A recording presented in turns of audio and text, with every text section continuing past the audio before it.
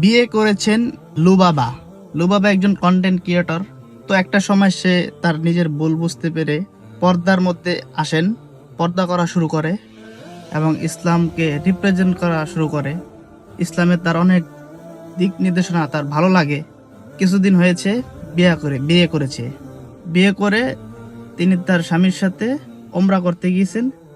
সেখানে একটা ফটো তুলে তিনি স্ট্যাটাসের মাধ্যমে জানান যে বিয়ে সম্পূর্ণ হলো।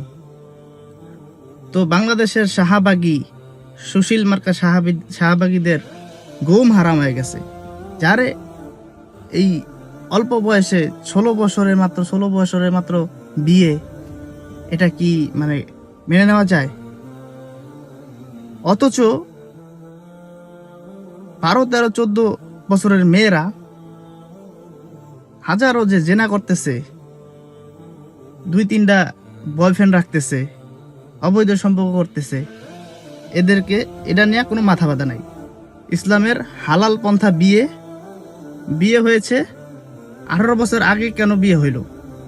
ঠিক আছে, 16 বছরের মধ্যে বিয়ে করা যাবে না, 18 হইলেই বিয়ে করতে হবে। তো লুবাবা বুঝতে পেরেছে যে লুবাবা ইসলাম প্র্যাকটিস করতেছে এবং সে বুঝতেছে যে আমার চরিত্র হেফাজতের জন্য এখনই বিয়ে করা দরকার। খাস পর্দায় এসেছে, চরিত্র হেফাজতের জন্য বিয়ে দরকার, বিয়ে করেছে। বয়স তো কোনো ম্যাটার না, তাই না? তো সুশীলদের অবস্থা খারাপ।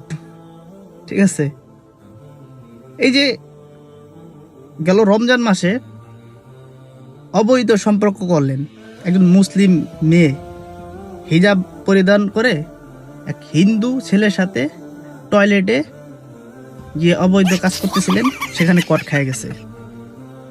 তো এগুলা নিয়ে সুশীলদের কোনো মাথা ব্যথা নাই। ঠিক আছে, তো এখানে একটা কথা বলে রাখি যে ওই মেয়েটা হিজাব পরেছে, অবৈধ কাজ করেছে, তার মানে আপনারা কেউ এই ইঙ্গিত দিয়ে না, আপনারা অনেকে এই ইঙ্গিত দিতেও আছে যে মানে হিজাব পরিধান করে, মানে বোরকা পরিধান করে এই মেয়েরা কি মানে খারাপ, তারা অবৈধ কাজ করে।